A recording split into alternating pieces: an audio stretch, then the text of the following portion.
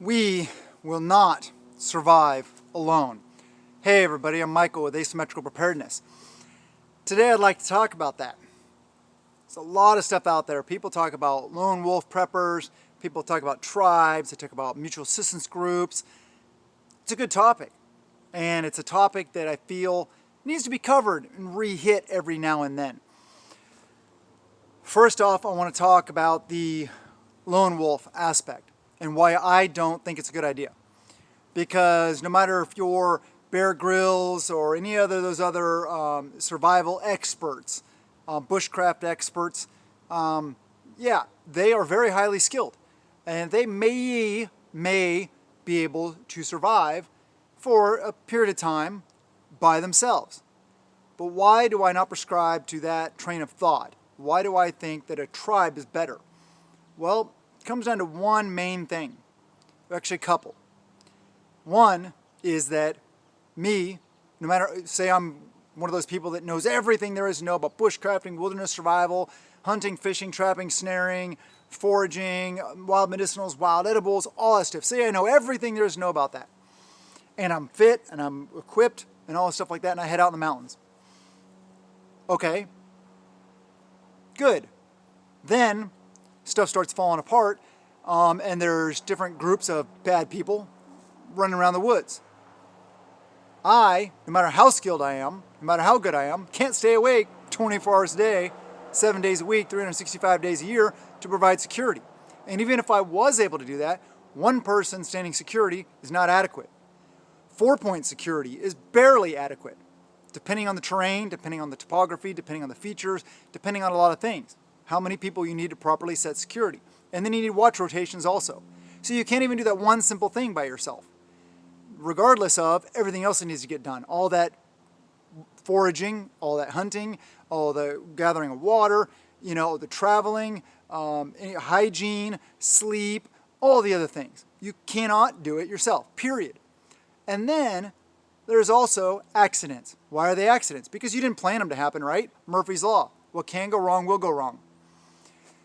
The most highly skilled, equipped, ready person can be out there in the mountains or wherever it is, trip over a log, twist an ankle, break a leg, have something, a stick puncture them, they're bleeding out, all by themselves in the middle of nowhere. And you're dead. Right? It's an accident because it's unplanned. Simple little thing like that. Could get food poisoning from some food you didn't necessarily properly prepare. You may get, maybe your water filter isn't working as well as you thought it was, and you get giardia or something like that, and you get really sick. There are those unknowns that we, as an individual, you can't properly prepare for because there's nobody to help take care of you. There's nobody to help you. There's nobody to carry you out of there. There's nobody to apply a tourniquet. There's nobody to give you medical assistance. There's nobody to help you guard a place. Now, some people say, okay, well, I don't necessarily need to set security because I'll keep moving ahead of the crowds because the crowds move slower. Well, as a single person, I can move quicker. Well, not necessarily, because as a single person, you have to carry all the things you need by yourself. As a tribe or a group, you can split the gear up and carry it much quicker. Yes, you leave a larger footprint. You make more noise, maybe. You have a larger signature. So maybe it's easier to escape, evade, and stuff like that as a single person. True. There are some benefits to being an individual, because then you don't have to worry about people betraying you, stealing stuff from you, killing you, anything like that. True. But if you build the proper tribe and you got that group, that core trusted group, I advocate that. Just talked about it on Patreon, asking how people are building their tribes. Information about that. If you want to join us on Patreon, highly recommend it. We talk about a lot of good stuff. There's hundreds and hundreds and hundreds of videos there. Good stuff, exclusive content, and I talk about all that kind of stuff over there. All the controversial stuff over there. It's $1 a month. Links in the description below. Join us there, please. If you can give more than that, that would be awesome. But the main point of this is we need to be forming tribes. A lot of people don't want to hear that. A lot of people may come up with every excuse under the sun. Well, I can't find tribe. Well, yes, you can. Maybe that'll upset some people. You can, though. Well, some of it comes from just random, totally random encounters with somebody that could grow into something. I had a random encounter little less than a year ago. That person had become one of my best, closest friends. And the trust is there already. Totally like-minded kindred spirits through a totally random encounter that neither of us expected. It could also be going to prepper events. It could be going to survival shows. It could be going to meeting people in the sporting goods section of stores, talking about survival gear. You see people obviously putting more like rice and beans and stuff in their cart. You can make a simple comment and maybe that'll lead to something. There are so many ways to build tribe. Maybe it's your neighbor across the street from you. Maybe it's somebody a block away. Maybe it's somebody in your church. Maybe it's somebody in your, in your kid's youth group, one of the parents. Maybe it's, who knows? You never know who it's going to be. That's another random encounter. So my son met this other individual at a youth conference type thing for a church, and they became good friends, and they're both into music. He's playing guitar. This individual also plays guitar, sings, and stuff like that. So they're in a band together, and they're trying to build a band together. Well, that individual's parents, we met, and you kind of like start the conversation off slowly, and then it was like a little bit, like they would say something, and I'd be like, oh, yeah, really? And then this little bit. Come to find out, right there, another couple people and family that we can add. We're still incorporating them in, but we want to incorporate them into our tribe. You never know. You got to get out there, though. You got to try. You got to take that first step. Don't take that first step saying, oh yeah, it's good to have that extra rice and beans because, the world's going to fall apart in the zombie apocalypse and, EMP, World War III, alien invasion type stuff. That's just going to be like, even if they are into prepping, they may turn and go like, yeah, you're crazy, go away. Common sense, slow. Start with your family, your friends, co-workers, people in your church, neighborhood. Neighborhood is a really good place to start. My neighborhood's really cool.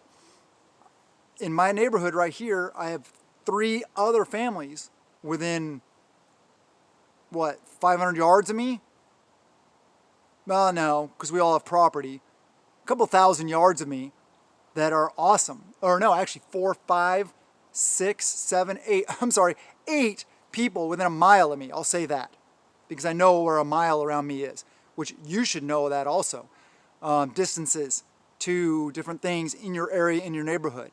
Lots to that also, identifying water sources, wild edibles, stuff like that. That's a whole different thing. But building that tribe is vitally important. And not just establishing a tribe, but working on it. It is constant work, just like a relationship. It's like a marriage. It requires maintenance. It requires work. You got to work at it. You got to slowly open up those doors, build that trust. And if you find somebody that isn't worthy of that trust, maybe keep them in, but put them on the outer circle. You know what I mean? And then slowly allow people that are worthy, as you're vetting them, to get into the center circle, to your core of that trust. That's what we want to build. We want to build a core group of people, even if it's a small group or it's a large group. Doesn't matter the size necessarily, as long as you have enough people. I would say, what's the good size? Okay, what's the good size of a mutual assistance group, your tribe? I would say maybe 10 to 20 people. That would be fine. Even if it's 8 people, then at least you can do some of the basic things. If you have like 20, that's better because why? Even say 12 people. So let's go with 12. 12 people. Well, 4 people are in security at any one time, but then you need another 4 people to relieve these 4 people so they can rest and do other things. So that's 8 people right there. So that leaves you another 4 people. They can either put in that rotation also if everybody's able to stand security or not, because age dependent, physical ability dependent, desire dependent, if they want to be on security or not. 12 is a really good number. But maybe you don't have that. Any amount of tribe is better than none. Don't get me wrong. Don't be down that you don't have a 12 to 25, 30 person tribe, 100 person tribe. That's okay. Any number is better than one when it comes to surviving anything that comes. Even if it's 4 people, well, then maybe you can do 2-point security and rotate, or you can figure it out. And security isn't everything, of course. There's all the other duties involved. Any amount of tribe is better than none, because at least you have some form of backup and other sets of eyes to take a look at your plans, your preparations, stuff like that. Also, having additional properties and or locations to be able to go to dependent upon the situation. Situations are always dependent. Like I've said on Patreon and here a lot of times, the proper answer to any question of preparedness is, it depends. It does depend. How much water, for example, for how much water storage do I need? Well, it depends. Do you live in the Pacific Northwest like I do, where there's water all around me? There's creeks, there's lakes, there's the Puget Sound, there's lots of rain, all that kind of stuff? Or do you live in the desert in Arizona or New Mexico? The answer is totally different for somebody who lives there than somebody who lives here. So if anybody tells you, they give you a cut, straight answer, oh, you need this much water. No. You need this many tribe members. No. You need this much food. No. There is no straight cut, plain and simple answer. It does depend. But we can still talk about things like that. And generally speaking, about how to go about preparedness. Watch all my other videos. I got lots of videos out there. Like 1,500 videos, I think, now. I don't know. Lots.